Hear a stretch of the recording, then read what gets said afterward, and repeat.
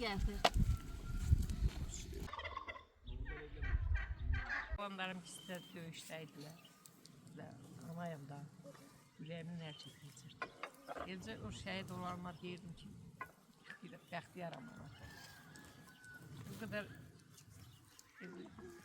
yararlanmışdım. Dedim aprel döyüşünde sağ gelmişti.